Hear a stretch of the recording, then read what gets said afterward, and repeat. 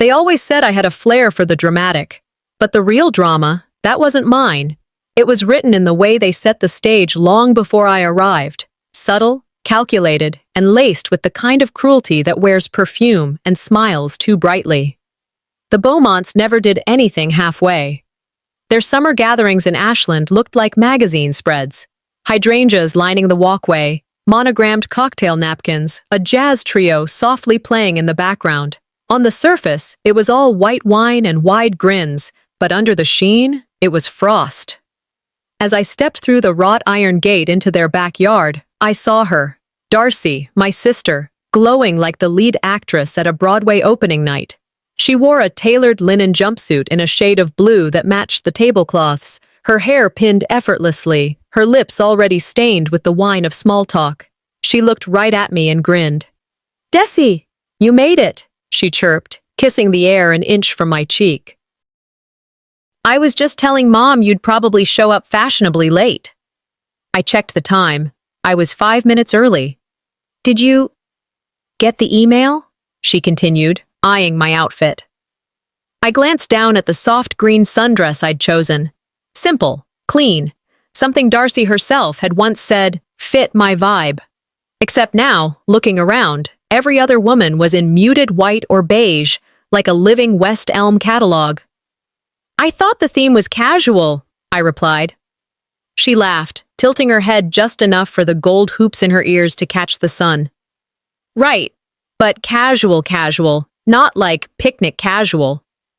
The words landed like a mosquito bite, small but irritating. I smiled anyway, told myself not to react. As always, inside, the house buzzed with movement. My parents floated from group to group like seasoned hosts at a political fundraiser. I caught my father's eye briefly. He lifted his glass, nodded once, then turned back to his conversation. I made my way to the dining area. A long farmhouse table stretched across the space, beautifully set with name cards and centerpieces that screamed effortless effort. And there it was, my name tag, misspelled. Tessa Harmon. It wasn't a typo, I knew it. Too many times now. "Oh, that must have been a mistake," my mother said when I showed her. "You're always so sensitive about these little things." I didn't bother responding.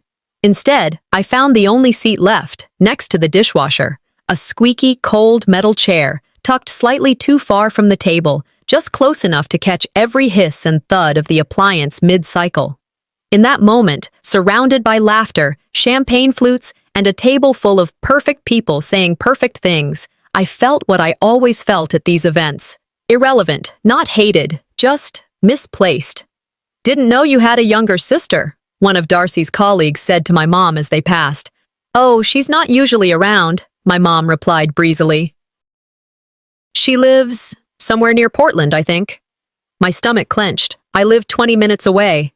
I'd seen them last Thanksgiving, but when you don't fit the narrative, you get edited out of the script.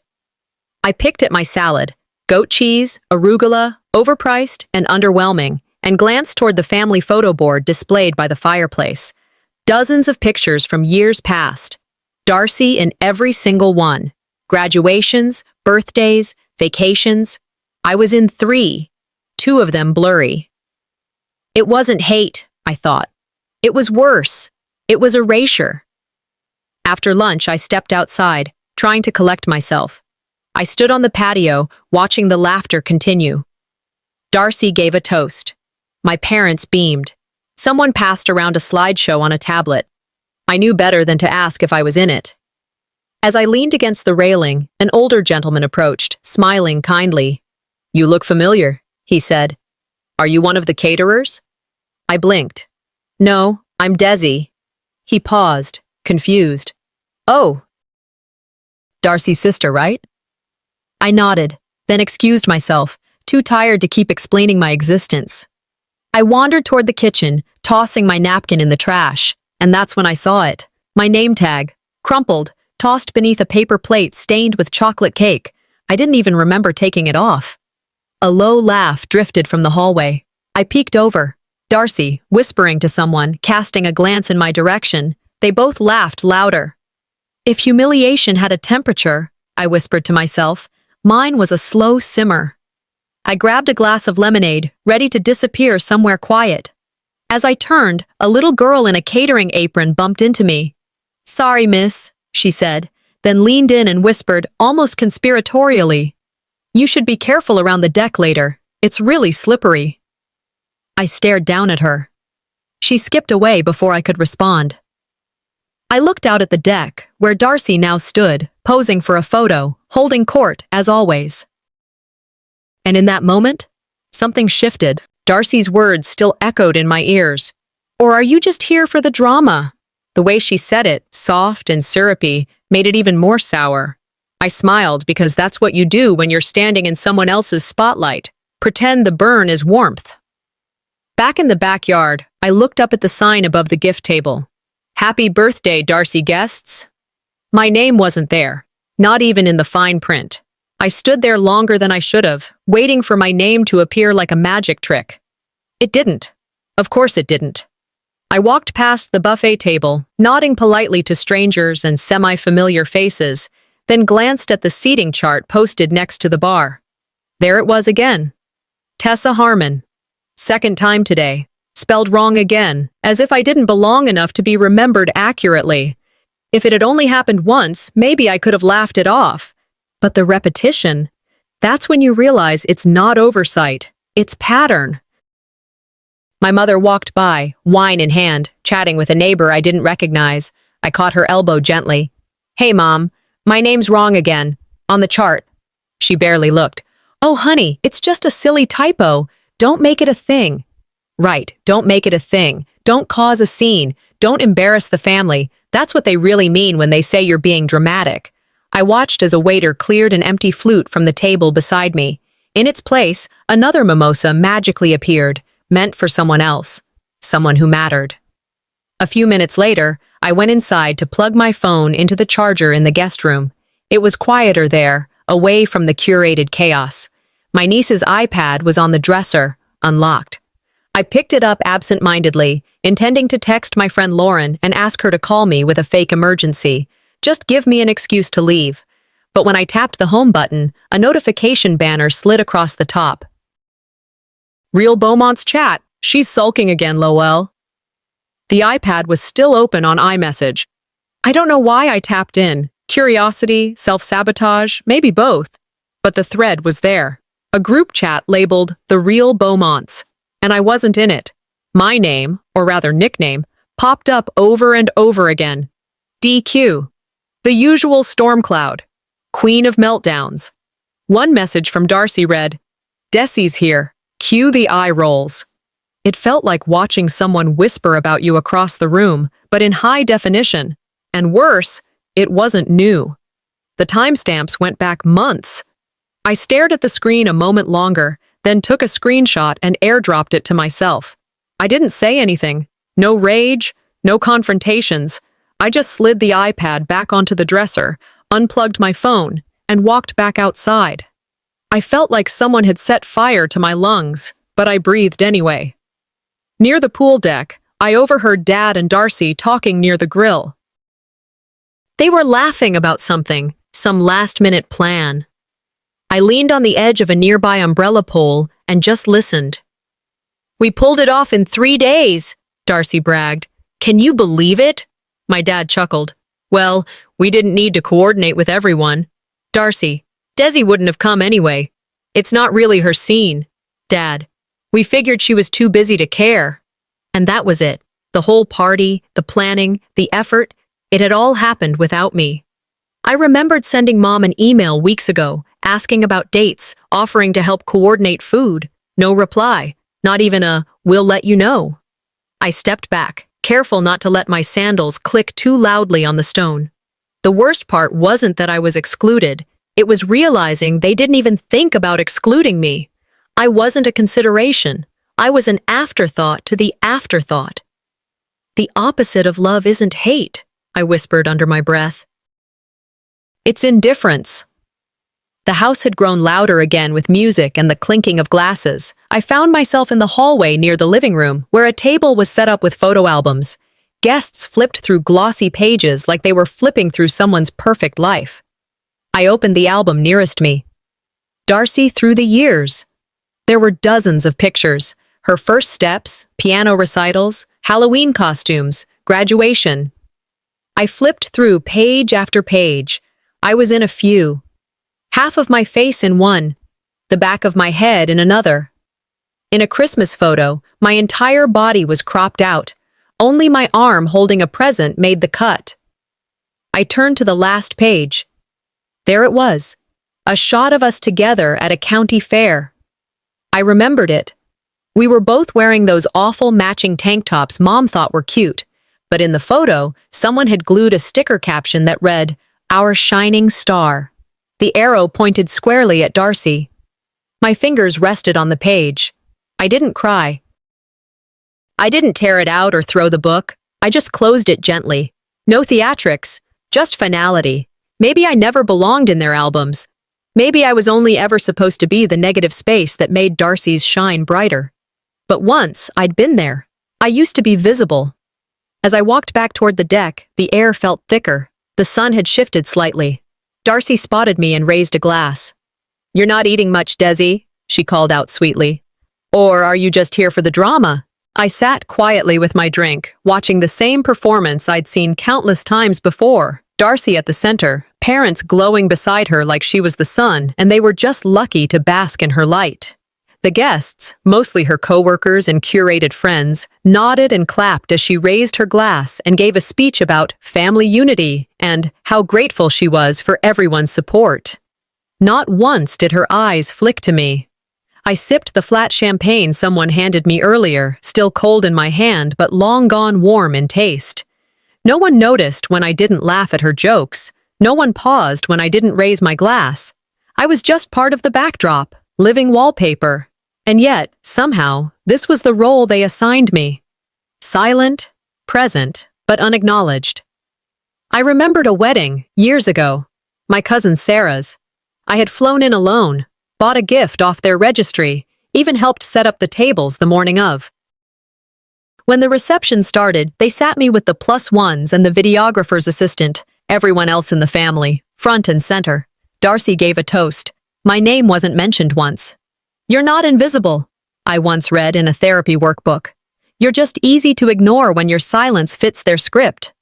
That quote looped in my mind as I watched Darcy's glass clink against my mother's.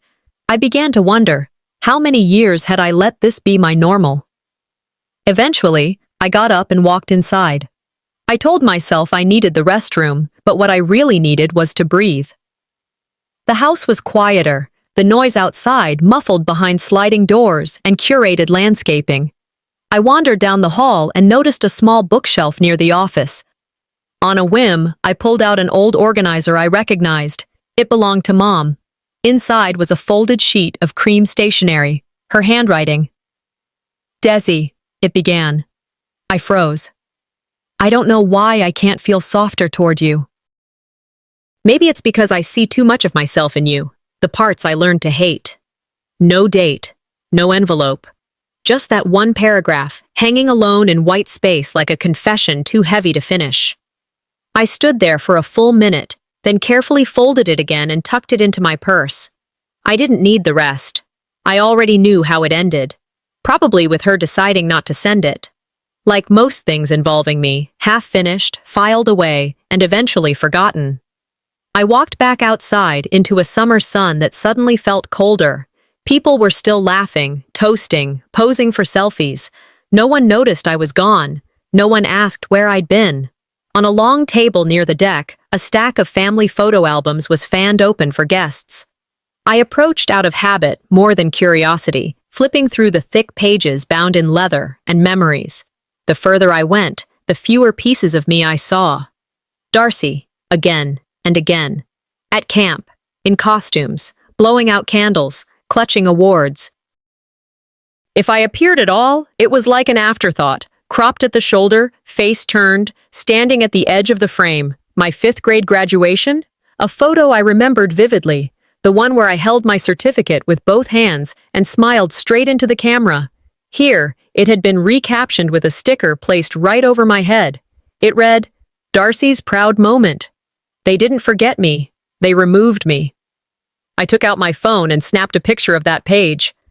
My hand shook slightly, not with rage, but the kind of grief that ages in silence. Then I closed the album and stepped away. From the corner of the deck, I spotted Darcy laughing with one of our cousins, glancing over at me with that same look she always wore. The one that said, "You're not in on the joke. And maybe you never were." I thought about what my therapist once told me during a session where I had spiraled into blaming myself for letting this happen over and over. You don't need their permission to matter. I pulled out my phone again, but this time, not for photos. I opened the Notes app and began typing. This is the last time I show up without a record. I meant it. Emotionally, literally.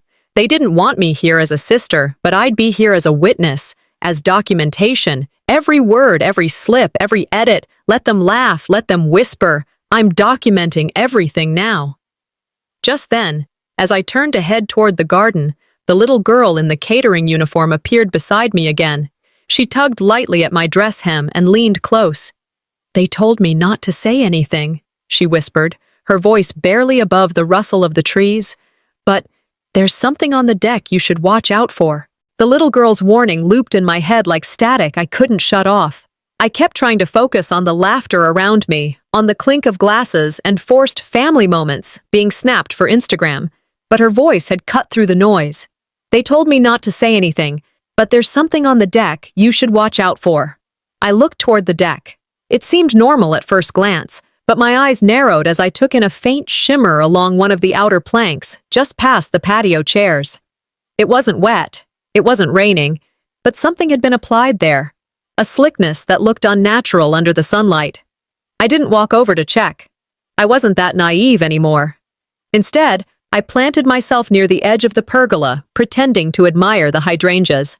From there, I had a clear view of the deck. I saw Darcy, glass of Prosecco in hand, move easily between groups like a perfectly rehearsed host.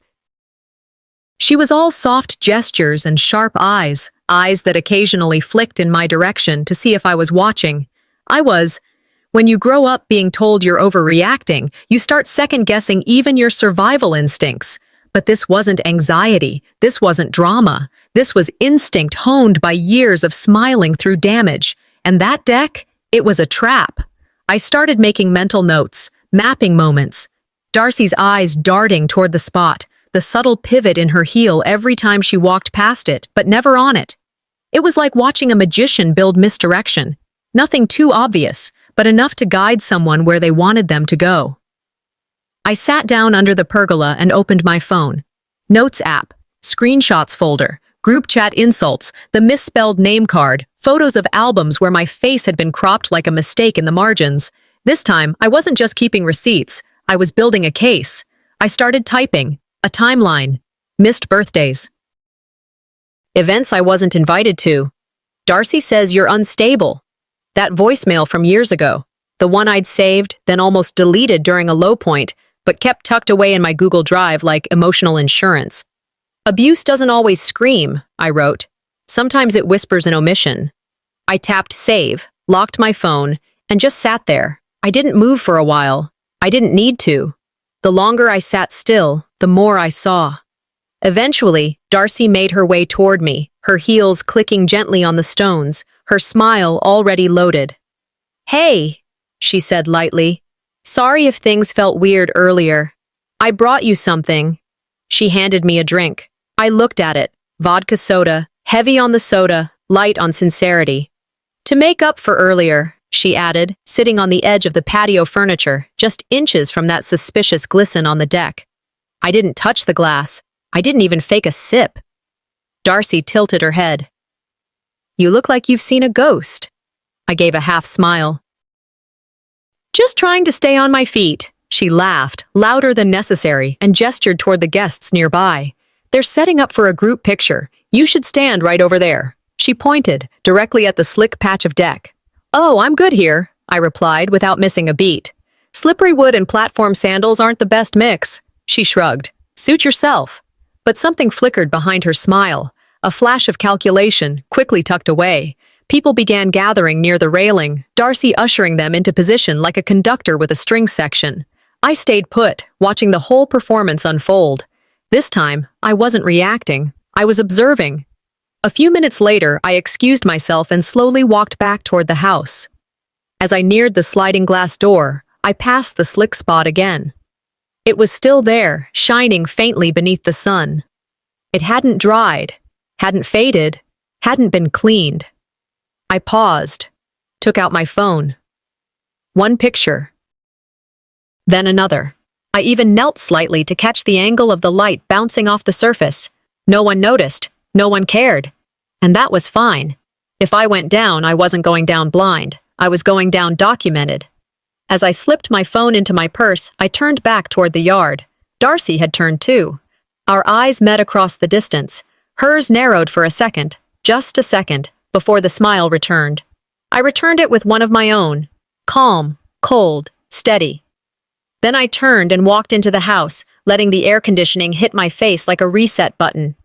They think I'm still playing the part, but I've started writing the next act. I didn't return to the gathering with rage in my veins. No one would have seen smoke trailing behind me or heard the soundtrack shift. I walked back into the crowd like I was part of the landscaping, quiet, composed, unshakably present. But something in me had shifted. I didn't go near the deck. I made that choice deliberately. I circled it like a landmine I had finally learned to respect, and every step away from it felt like a refusal to play dumb again. Near the drinks table, a woman I vaguely recognized from one of Darcy's real estate seminars turned and smiled. "Tessa, right? I think I've seen your sister post about you." I met her eyes calmly. "Desi, that's my name, not Tessa. I'm not a typo." Her smile faltered just enough for me to know the correction landed. I didn't linger. I walked away, not with bitterness, but with the precision of someone reclaiming her outline. People love to shrink you when you've been quiet long enough. They shrink you into a side character, a shadow, a walking anecdote they tell about the sensitive one. So I started taking up space, not loudly, but deliberately. I approached a small cluster of guests, sipping white wine and laughing at some story Darcy had told. I waited for a lull, then joined the conversation. They looked surprised, but made room. I didn't wait to be invited. I inserted myself with grace, sharpened by years of practice. One woman asked if I'd been to the same school as Darcy. "She said you studied art, but left it?" "I didn't leave it. I just stopped explaining it to people who already made up their minds." She blinked. The man beside her chuckled into his drink. I took a sip of my lemonade and smiled. If I must exist as a ghost in this house, I thought, let it be one that haunts the living. That's when Darcy arrived again, all honey and glass. She approached with a drink in hand, gin, maybe vodka, smelling like citrus and intentions. "I owe you one," she said smoothly, offering the glass. "For earlier, I think we got off on the wrong foot. I took the drink but didn't sip. We didn't get off on anything. You were already running." Her smile flickered. "Well, let's call it even." She turned and walked off, leaving me holding her peace offering like a loaded joke. I set it down on a nearby table and let it sweat there under the sun. From across the yard, I watched her lean into someone's ear and point toward the deck. The person laughed. Darcy glanced back at me, the way people glance at chessboards, not sisters. And then, like clockwork, my father's voice boomed from somewhere behind the bar. "There she goes again," he said, "always making it about herself." Laughter followed, not cruel, just complicit. It was the sound of people trained to dismiss discomfort with comedy. I didn't flinch, not anymore. My silence wasn't submission. It was strategy. Later, I found my mother in the kitchen arranging dessert trays like she was auditioning for a Food Network competition. I asked if she needed help, not because I wanted to, but because I was done letting her forget I existed. She handed me a dish towel and a plate of fruit. We worked side by side in silence until I broke it. "Do you ever wonder why I stopped calling?" She hesitated only slightly. "You always took things so personally, Desi." I didn't look at her. "No, I just learned to stop expecting people who hurt me to notice the blood." She didn't answer. She dropped a strawberry, muttered something about slippery hands, and left the kitchen. I stayed behind, wiping the counter like I was scrubbing away the last of my childhood. Minutes later, as the sun dipped lower, Darcy stood on a chair near the deck and raised a glass. "A quick toast before photos," she announced. "To siblings, who always find their way back to each other." People clapped. My name was never mentioned. Then she looked at me. "Desi, come stand with me, right here." She patted the exact spot I'd photographed earlier, that slick, glistening patch by the edge of the deck. I walked forward, calmly. People made room. "Thank you for remembering I exist," I said, my voice clear but not loud. "This time, I'll choose where I stand." I turned away from the trap and walked to the opposite side of the deck, stepping into a sliver of sunlight that no one else had claimed. There was no slip, no stumble, no spectacle, just me, standing, and sometimes the quietest defiance makes the loudest noise. But sometimes the trap doesn't wait for you to fall into it, it lunges. People were already gathering on the deck for group photos when I felt Darcy's shadow slide up beside me. "Come on," she chirped, lightly grabbing my elbow like we were best friends from high school again. "Let's get a sister shot. You know Mom wants one." Her tone was sweet, but tight. The kind of tone that says, "Do this or pay for it later." I followed her reluctantly, not because I wanted the picture, but because I was tired of being the one who always said no. Maybe I thought doing it, just once, would give me a moment's peace. Darcy pointed to a specific spot near the center of the deck. "Here. You stand here. Right there." I paused.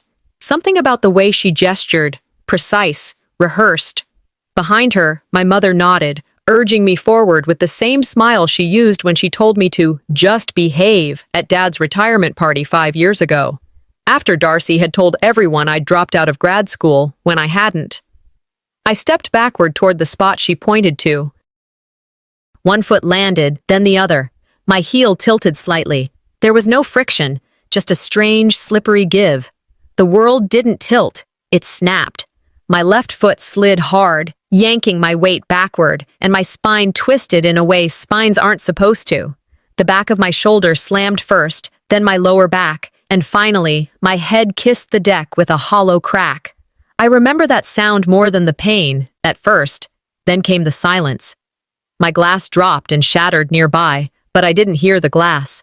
I only heard the inside of my own body trying to register what just happened. I tried to move. Nothing happened. I tried again. Nothing. I can't move." The words left my mouth like air escaping a tire. People around me froze. Some gasped. Others just stared. Darcy crouched beside me, face tight with panic. Or was it calculation? "You okay?" she whispered. I blinked hard. "I can't feel my legs." She leaned in closer. "You always did love stealing scenes." My chest tightened. I couldn't tell if it was the fall or her words. My father walked over next, expression blank, hands on his hips. "You're fine. Get up. You've always been dramatic, Desi." I stared at him, mouth open. Was I imagining this? My legs still wouldn't respond. People nearby started whispering. Some sipped from their drinks as if I was part of the entertainment. No one moved to help. "Somebody call—" I tried to say, but my throat was tight, my voice too thin. "You're embarrassing us," my mother hissed, crouching beside me now, eyes darting toward the guests. "Can you not do this today?" Tears slid down the sides of my face, soaking into the wood. My body was a cage, and no one had the key. I started to fade, not into unconsciousness, but into a darker place.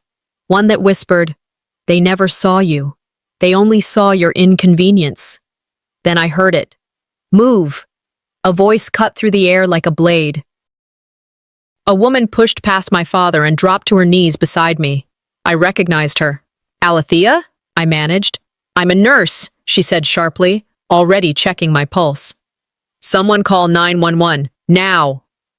People shifted. Murmurs rose. "She's just faking." I heard my father start. "Back up," Alethea snapped. "Right now." She moved with practiced efficiency, tilting my chin, checking my pupils. "I can't feel my legs," I repeated, voice cracking. "I know, Desi," she said gently. "Don't try to move. You might have a spinal injury." Someone in the crowd finally pulled out their phone and started dialing. Alethea stayed by my side, holding my wrist, steady as stone. "Thank you," I whispered. "Thank you for not hesitating," she nodded. "Some things you just don't ignore." The sirens grew louder, the air denser. I watched as Darcy stepped back into the shadows of the crowd. Her face had gone pale, her hands no longer steady. My parents stood still, their expressions shifting, not from guilt, but from dread. They weren't worried about me. They were worried about the narrative. I looked at Darcy. She didn't mean to paralyze me, I thought. She meant to humiliate me. This was just a bonus. The EMTs arrived, moving quickly, asking questions Alethea already had answers to. I met the lead responder's eyes. "Please," I said, "document everything." And when the MRI results came back, they weren't the only thing that changed. So did the law. The hospital lights didn't hum. They buzzed, not loud, but just enough to make everything feel more sterile, more unreal. I laid there, still in the same clothes from the party, dried lemonade on my lap, my shoes long gone, surrounded by machines that beeped and flashed as if they understood more about my body than my family ever did. When the doctor walked in, he didn't ease into it. No soft voice, no clipboard held to his chest like a shield, just a firm statement that landed like a gavel. "You have an incomplete spinal cord injury at the T12 to L1 vertebrae. There's significant trauma. Not a clean break, but this wasn't a simple fall." He didn't say it with drama. He said it like math, like fact. "There's evidence of a lubricant, something oily on the skin of your lower back. It got under your clothes." That's how forceful the slide was. I didn't blink. I didn't ask for a tissue. I just looked at him and said, "So you're saying it wasn't an accident?" He paused. "We can't confirm intent, but we can confirm it wasn't natural. You're lucky you didn't sever the cord completely." Lucky. I wasn't lucky, I thought. I was targeted. The truth is just catching up. He left to prepare for the next step: surgery consultation, therapy evaluations, caseworker visit. The list was long. The silence in the room even longer. That night, under flickering fluorescent lights, the detective returned. "Miss Hartman," she said gently, pulling up a chair, "we spoke with your sister today." I nodded slowly, eyes fixed on the IV pump next to me. "She wasn't expecting to be recorded," the detective added. "Our officers had body cams on, per protocol." She tapped her tablet screen, then recited it from memory. "It was just supposed to be a joke. I didn't think she'd fall like that." My chest didn't rise. It stayed still for a second too long. "Her words?" The detective nodded. "Verbatim. That line alone could change everything." I let the silence grow. And I wanted it to expand so wide that it swallowed all their excuses. "She didn't trip me. She laid the foundation for me to trip," I finally said. She closed the file in front of her. "We'll be in touch, but I'd advise you to consider your options carefully. This may qualify for criminal negligence or endangerment." My options. They used to be, stay quiet or leave. Now, they were different. By morning, the news had leaked. Just a rumor, probably from one of the guests who saw me being wheeled out. My phone, resting on the tray beside the hospital bed, buzzed non-stop. Messages, missed calls, comments. One from Aunt Patrice. "I had no idea what you were going through." Another from a childhood friend. "Is it true? Darcy did it?" And then the more insidious ones, the ones wrapped in pity, laced with judgment. "Darcy didn't mean to. She always plays rough, but she's not cruel. Maybe you misunderstood her tone. It was a joke gone wrong. Don't ruin her life over it." I turned the phone face down. A part of me wanted to scream.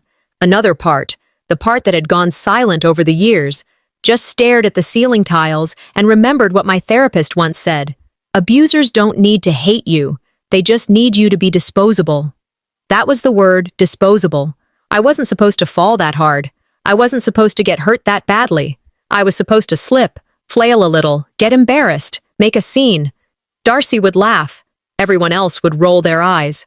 Mom would sigh. Dad would make a comment about me always making things harder than they need to be. That was the script. But I didn't flail. I didn't bounce back up. I broke. And now? Now I was no longer the disposable one. Now I was the one with the microphone, wired to my chest, playing back every word, every step, every moment of planned humiliation that turned into permanent damage. They showed me who they were. I just finally decided to believe them, and that's when the police called back and said, "We need you to see something else."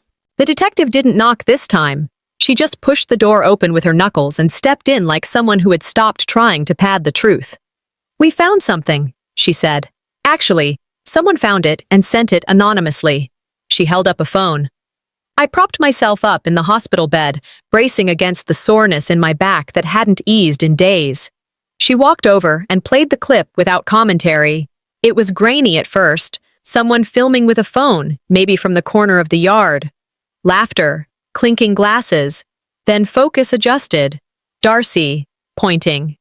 She leaned into a woman, someone from her book club, I think, gesturing toward the deck. A low whisper, a smirk. Her eyes flicked to me in the background of the shot. "She may not have pushed you," the detective said, "but this wasn't an accident." Darcy was arrested later that afternoon. Mid-party. Someone recorded the cuffs. That clip leaked too.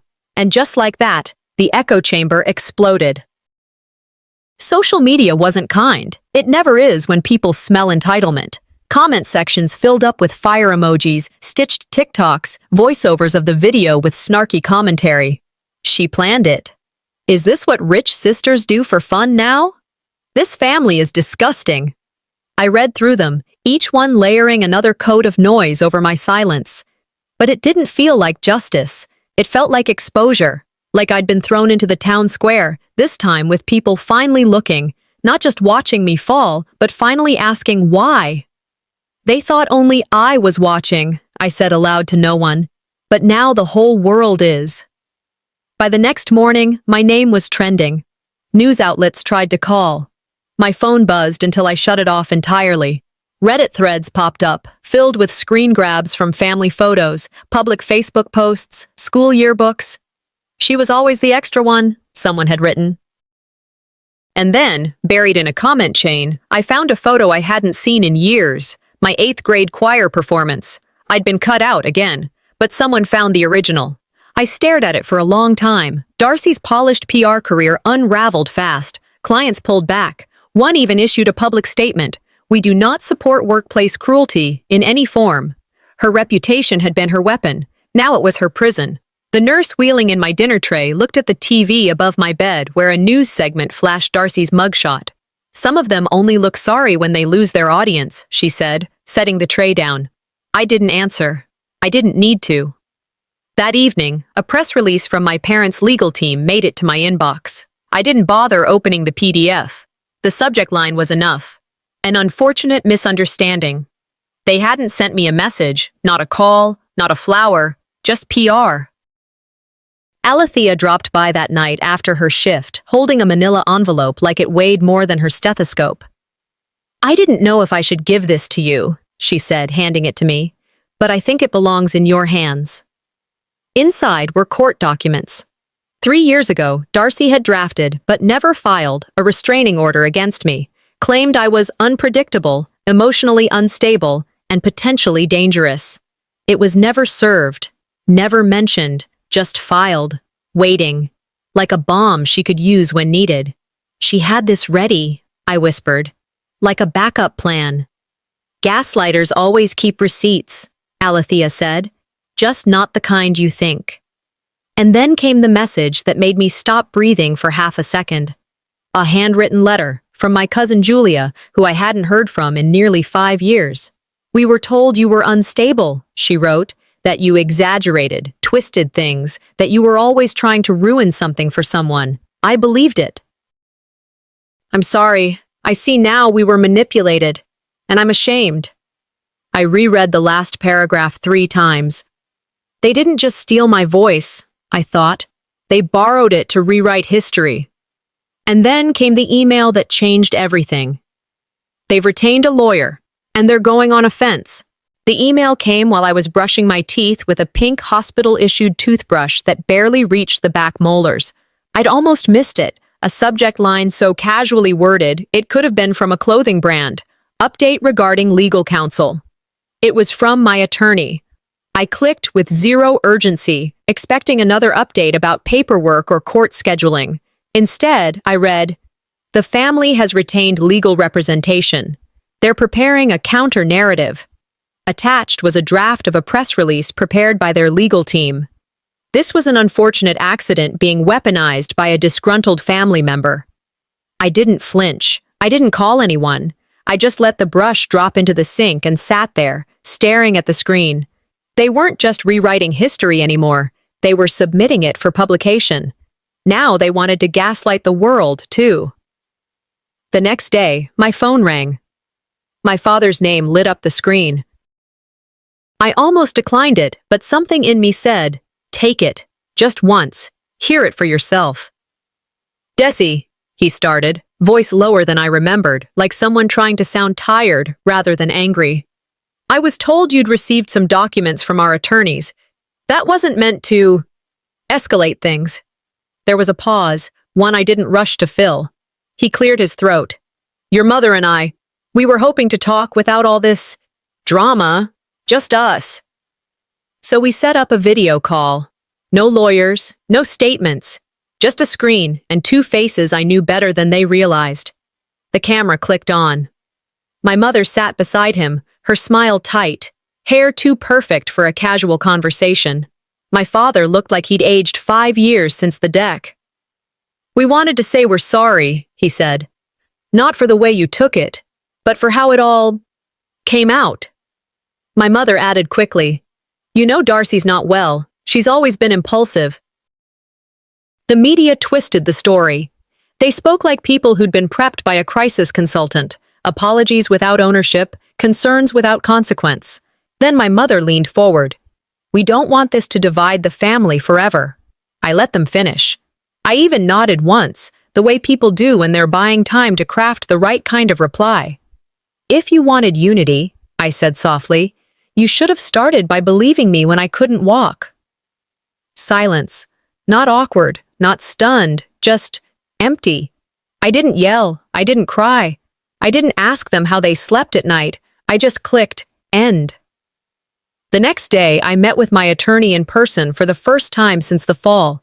He'd brought a laptop and a folder filled with documents. "Remember that email you sent months ago?" he asked. I nodded. The one warning them not to invite me to any more events unless things changed. He turned the laptop toward me. We recovered it, complete with metadata. Date, time, IP address. That it was deleted on their end, but Google never really deletes anything. I scrolled through it, rereading my own words. It was all there. My fears, my conditions, the warning signs. I hadn't imagined it.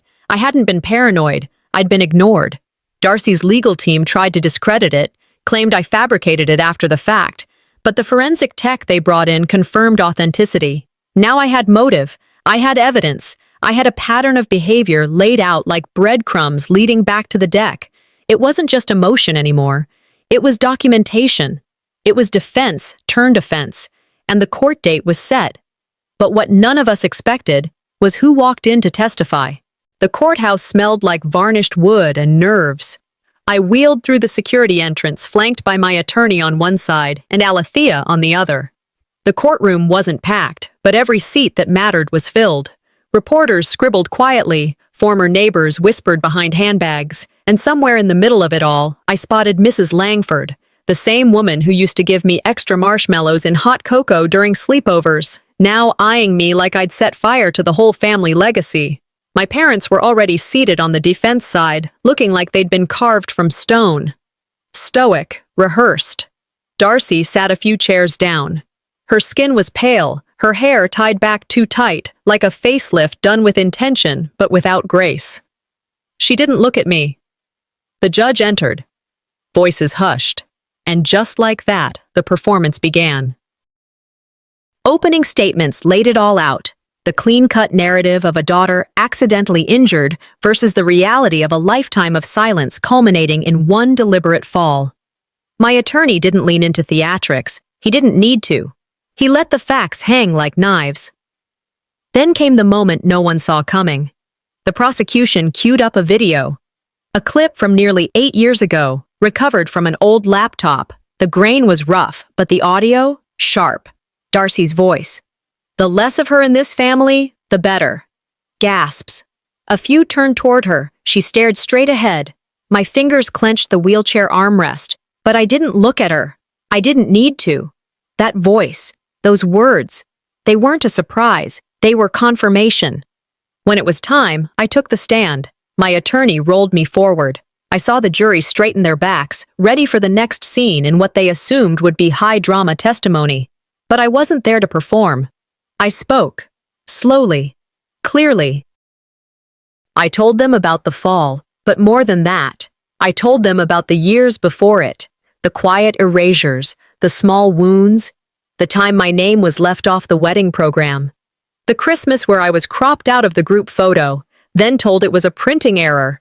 I didn't cry, but I let my voice shake once, not because I was afraid, because I wanted them to hear the weight behind what I was saying. Then, the prosecution called one more witness, a former friend of Darcy's. I hadn't seen him in years. He walked in wearing a navy blazer and the kind of regret that sags at the corners of your eyes.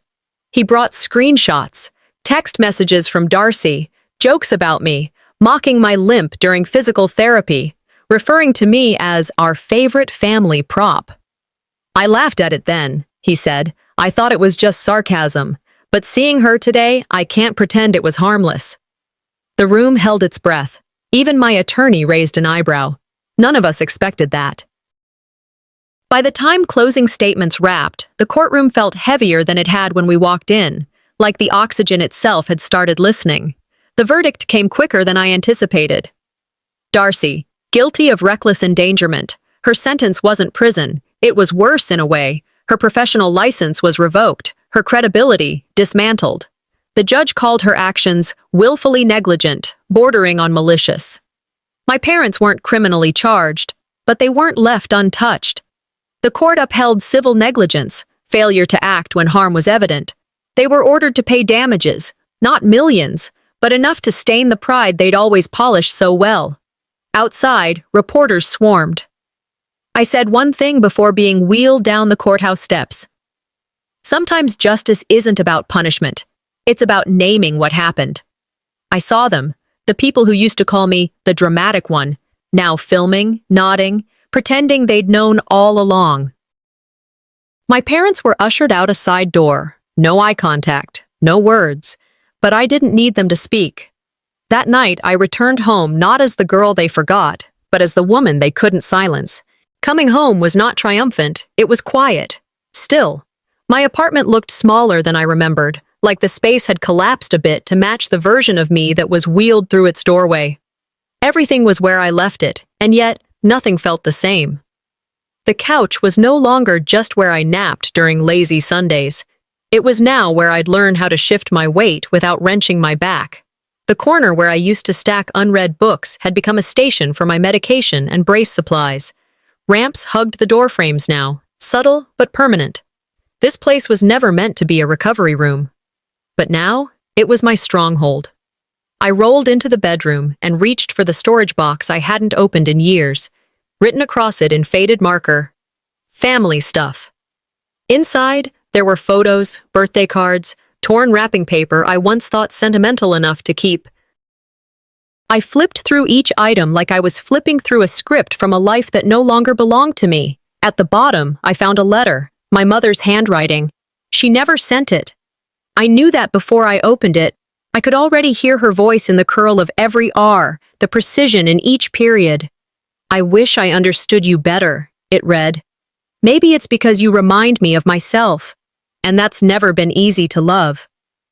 I folded it slowly and set it aside. There was no anger, no tightening in my chest, just clarity. Next came the photo, the one from Darcy's drawer that Alethea had handed me months ago. My face had been scratched out with what looked like red ink, not a childish scribble, but a precise, intentional strike. I stared at it for a beat longer than I expected. Then I tossed it in the trash. No rage, just peace. Closure doesn't always come with answers. Sometimes it comes with a full trash can. My phone buzzed. Unknown number. I didn't pick up, but a voicemail followed, my father's voice. "We never wanted this. You've made it worse by going public." That was it. I deleted it without playing it again. 2 days later, a letter arrived in the mail from my mother. A formal envelope, legal tone. Inside was a reprint of the public statement they'd released during the trial, about unfortunate misunderstandings and complex family dynamics. Her signature was printed at the bottom. No handwritten note, no apology, just the mask of formality glued on tight. I didn't respond. I didn't even fold the letter back up. I tore it down the middle and let it fall into the trash beside the old photo. Forgiveness isn't owed, and healing doesn't require applause. The following week, I rolled into my therapist's office for our regular session. It had been months since we started meeting, but today felt different. "I always thought healing meant someone had to say sorry," I told her. She looked up from her notepad and smiled gently. Turns out, I said, "healing is just not needing them to." She nodded. "Closure isn't when they admit what they did. Closure is when you stop needing them to admit it." We sat in silence for a moment, then I smiled. Not the kind I forced at parties, a real one. "I'm going to be okay." "You already are." Later, as I rolled myself down the hallway and pushed through the front doors into the crisp air, I realized something. I hadn't cried once that day. I wasn't broken. I wasn't bitter. I was free. And as I looked ahead, I realized this wasn't the end. It was the foundation. I sealed the envelope with a calmness I didn't expect. Inside was a USB drive loaded with every digital breadcrumb they never thought I'd keep. Screenshots, texts, the deleted email with the restored metadata, the voice clip from the backyard, and that video. The one from years ago where Darcy said, "The less of her in this family, the better." Also enclosed, a single-page letter addressed to my parents and sister. I didn't pour out emotion. I didn't ask for closure. I wrote, "This is not for your approval. It's for your accountability. From now on, any rewriting of my story will be met with facts, lawyers, and fire." I mailed it to their attorney, certified with signature confirmation. Then I moved on. The next week, my nonprofit went live. I'm Not Dramatic. That was the name. It felt right. Sharp. Unapologetic. The mission was simple: to build a support network for women who've been minimized, erased, and labeled unstable by the people who should have protected them. A short segment aired on a morning news show, a 10-minute piece, cleanly edited. My voice clipped into sound bites. The word dramatic was always a weapon in my house. It silenced me for decades. Now it's the title of my legacy. The website crashed within 45 minutes. We had over 22,000 hits by noon. Emails poured in, some from women I'd never met, others from former classmates I hadn't spoken to in years. One read, "I thought I was crazy until I saw your story." Another, "Your sister said you were difficult. Now I see why, because you told the truth." I gave my first public talk a week later, standing center stage under soft lights in a local community center. My wheelchair squeaked slightly as I positioned myself in front of the mic. I scanned the room, no family in sight, and that was exactly how I wanted it. "They called me dramatic," I said. "Now I write my own script, and it's being read in rooms they can't enter." The audience stood. Some clapped, some cried. I didn't. That afternoon, I received a certified letter. Inside was a lawsuit, defamation, character damage, emotional distress, filed jointly by Darcy and our parents. I laughed, not because it was funny, but because I had been waiting for it. The next morning, I held a press conference. Cameras, microphones, reporters. I wore a blazer the color of charcoal and lipstick I never would have dared to wear 5 years ago. "The truth may hurt your reputation," I said calmly, "but that's not defamation. That's revelation." The room erupted in applause. At the end, I pulled a slim black notebook from my bag and read aloud the first line of the first journal entry I'd ever written in therapy. I was born in a house where truth was unwelcome, so I left, and now the world hears me. Later that week, A local high school invited me to speak at a seminar. Topic: How to recognize manipulation in people you love. I said yes. That night, I sat in my office answering emails from survivors, some young, some old, all carrying stories in their bones. No big music swelled, no catharsis cracked me open. There was just peace. No dramatic goodbye to my family. No final confrontation. Just silence. And that silence was mine. They wrote me out. But I learned to publish. And if they think this is where I stop, they've forgotten I've only just begun.